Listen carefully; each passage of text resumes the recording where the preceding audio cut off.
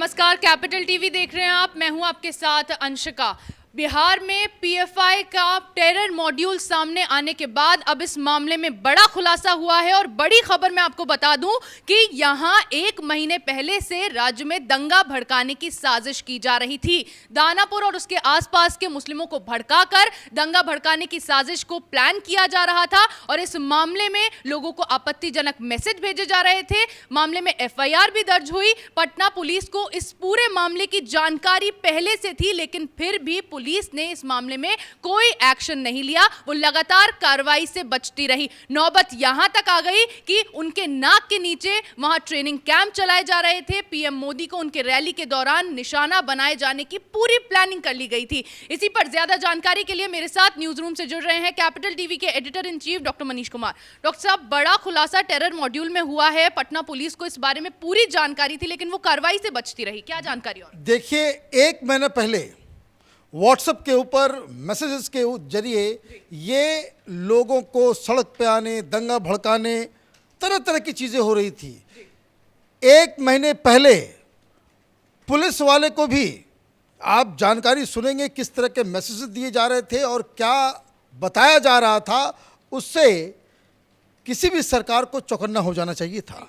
लेकिन नीतीश कुमार को ये जवाब देना पड़ेगा कि 1 महीने से बिहार पुलिस क्यों सोई हुई थी, किसके आदेश पे इनएक्शन था, कार्रवाई क्यों नहीं की गई, किसी को गिरफ्तार क्यों नहीं किया गया, ये पता करने की कोशिश क्यों नहीं की गई कि बिहार के अंदर इतना बड़ा ऑपरेशन चल रहा है। और मैं आपको बता दूं, एनआईए और आईबी की जो नई जांच है उसके मुताबिक इस पूरे मॉड्यूल का, ये जो ब्रेक इंडिया मॉड्यूल, ये पीएफआई के द्वारा जो किया जा रहा था, इसका सीधा सीधा लिंक पाकिस्तान से निकल रहा है। मतलब आपके आंखों के सामने, आपकी नाक के नीचे देशद्रोही पाकिस्तान के साथ मिलके साजिश रच रहे हैं और पुलिस सोई हुई है। बिहार के गृह मंत्री नीतीश कुमार हैं, उनकी जवाबदेही है कि इसके ऊपर कार्रवाई क्यों नहीं हुई। डॉक्टर साहब, एक अहम सवाल यहाँ पर यह है कि 1 महीने का वक्त कोई छोटा तो होता नहीं है। 1 महीने से पटना पुलिस को पूरी जानकारी थी, फिर भी वो शांत क्यों रही? क्यों उनके नाक के नीचे इस तरह से ट्रेनिंग कैंप चलाए गए? कहाँ चूक हुई? देखिए, चूक तो ऊपर से होती है। अगर मंत्री, मुख्यमंत्री ये तय कर ले कि इस तरह के एलिमेंट्स को पुलिस इमीडिएटली न्यूट्रलाइज करे, बुलडोजर चलाए, तो आप देखिए यूपी के अंदर क्या होता है। लेकिन जहां मुख्यमंत्री, गृह मंत्री वोट बैंक पॉलिटिक्स के चक्कर में फंस जाते हैं, वहां यही होता है। अब देखिए, मेरे पास जो डिटेल है 10 जून को, अब आप ये समझिए, इस जानकारी को आप सुनेंगे आप दंग रहेंगे। 10 जून को ही थानेदार इकरार अहमद के मोबाइल पे मैसेज आ रहा है। क्या मैसेज आ रहा है? शर्म करो, डूब मरो, फुलवारी शरीफ के लोगों, असली मुसलमान कब बनोगे? सारी दुनिया में मुसलमान आवाज उठा रहे हैं, तुम कब आवाज उठाओगे?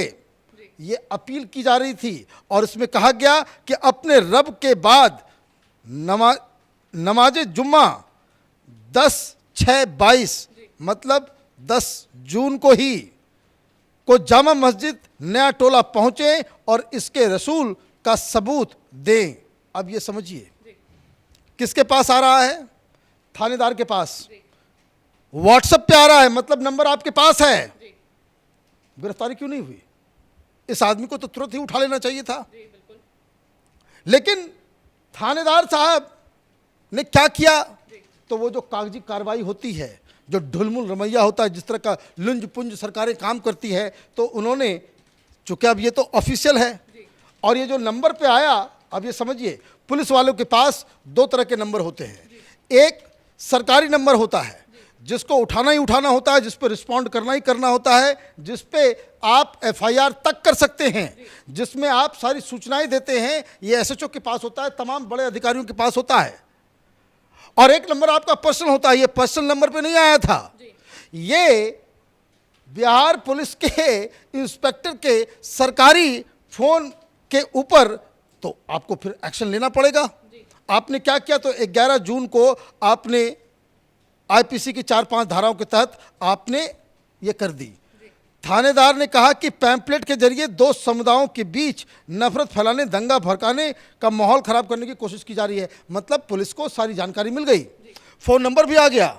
1 महीने बीत गए, कोई एक्शन नहीं। भाई क्यों एक्शन नहीं लिया गया? क्यों एक्शन नहीं लिया गया? आप एक्शन कब लेते हो? जब आईबी आपको इन्फॉर्म करती है कि देखिए बिहार में इतना बड़ा कांड हो रहा है, और जब वहां पे पीएफआई के दफ्तर फुलवारी शरीफ के अंदर बाकायदा रेड मारी जाती है तो 26 लोगों के नाम मिलते हैं। ये 26 लोग कहाँ कहाँ हैं? तो कोई बिहार शरीफ में है, तो कोई पूर्णिया में है, कोई मधेपुरा में है, कोई सुपौल में है, कोई दरभंगा में है, कोई सिवान में है। मतलब पूरे के पूरे बिहार में ये नेटवर्क वहाँ से काम कर रहा था, और अब ये मालूम चल रहा है कि ये पूरा का पूरा नेटवर्क पाकिस्तान के जरिए वो गजवाए हिंद व्हाट्सएप ग्रुप निकल रहा है। गजवाए हिंद व्हाट्सएप ग्रुप के अंदर बांग्लादेशी भी है, पाकिस्तानी भी हैं। तो ये बाहर से फंडिंग, बाहर से मॉनिटरिंग और बाहर से आदेश आ रहे हैं कि आप बिहार में बवाल कीजिए। डॉक्टर साहब, पीएफआई किस हद तक अपनी जड़ें देश में जमा चुका है, इसका एक और उदाहरण हमारे सामने आया है, जिसमें अजमेर शरीफ दरगाह कमेटी के सचिव सरवर चिश्ती, जिन्होंने देश को हिला देने की धमकी दी थी, तो उन्हीं का एक और बयान अब वायरल हो रहा है, जिसमें वो खुलेआम ये कह रहे हैं कि प्रधानमंत्री मोदी अगर देश के पीएम बन जाते उस वक्त, तो वो पूरे देश के जो मुसलमान होंगे वो आतंकवादी बन जाएंगे। देखिए, ये सरवर चिश्ती कहने को ये एक सूफी दरगाह का गद्दा नशीन है। जिस तरह की बातें वो कर रहा है, वो आतंकियों की भाषा बोल रहा है। जिस हिसाब से अजमेर के अंदर उसके परिवार से लोग निकल रहे हैं, अब उनका जो नेफ्यू जो हैदराबाद से पकड़ा गया, उसके बारे में क्या जानकारी मिल रही है कि वो हिंदुस्तान में स्लीपर सेल बना रहा था, वो अजमेर में एक्टिवेट कर रहा था। इसी तरीके से अमरावती के अंदर में भी वो एक पूरा नेटवर्क नज़र आ रहा है। वहाँ पे भी 25-26 लोग, निजामाबाद में 200 लोगों की ट्रेनिंग हो गई, पकड़े गए पीएफआई के लोग। ये आर्म्स ट्रेनिंग दी जा रही है, उन्हें ब्रेन वॉश किया जा रहा है। और जो सरवर चिश्ती जैसे लोग जो अजमेर शरीफ दरगाह में बैठे हुए वहाँ के सबसे बड़े खादिम, उन लोगों को शांति संवाद ही भेजना चाहिए, लोगों को हिंसा से दूर रखने की बात करनी चाहिए। तो यहाँ से उस दरगाह से सर तन से जुदा का। लेकिन इसमें सिर्फ सरवर चिश्ती ही नहीं, उनके बेटे भी इसी तरह की बयानबाजी कर रहे हैं, हिंदू देवी देवताओं के अस्तित्व पर सवाल। देखिए, ये लोगों का दिमाग जहर से भर चुका है। इन लोगों को ये लग रहा है कि आप देखिए, सरवर चिश्ती 10 साल पहले से ही उनको ये लग रहा है कि भाई मोदी की आ जाएगा तो सारे मुसलमान आतंकवादी बन जाएंगे। आपने माहौल क्रिएट कर दिया, मोदी तो आ गए तो सारे मुसलमान तो आतंकवादी बने नहीं। लेकिन आपका काम जारी है, आपके खानदान के लोग, आपके नीचे के लोग ये इस तरह की बातें कर रहे हैं सरतन से जुदा। और ये पीएफआई के साथ, ये सरवर चिश्ती पीएफआई का नॉन सपोर्टर है, समर्थक है। लेकिन इनको ये बात समझ में नहीं आती कि ये जो पीएफआई है ये उस किस्म के इस्लाम का प्रवर्तक है, उस तरह के इस्लाम में बिलीव करता है जो सबसे पहले इन सूफियों के ऊपर ही सरतन से जुदा करेगा अगर उसके पास सत्ता आ गई तो। ये इनको बात समझ में नहीं आ रही है, बवाल मचा हुआ है। लेकिन उससे कहीं ज़्यादा खतरनाक सिचुएशन ये जो बिहार में ये मालूम चल रहा है कि अगर आपको 1 महीने पहले से ये सारी जानकारी थी तो आपने एक्शन क्यों नहीं लिया? नीतीश कुमार को इसके ऊपर जवाब देना चाहिए।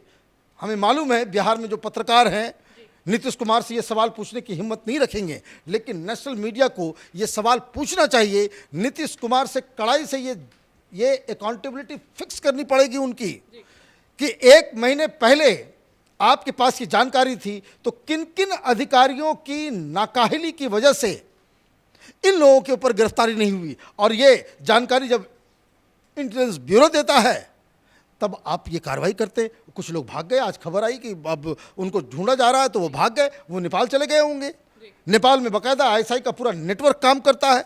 जो गोरखनाथ मंदिर के ऊपर हमला करने वाला वो जो आईटी का लड़का, वो नेपाल से ही ट्रेनिंग लेकर के आया था। तो ये तमाम चीज़ें हो रही हैं। स्थिति बहुत ही ज़्यादा इसको कह सकते चिंताजनक बनती चली आ रही है।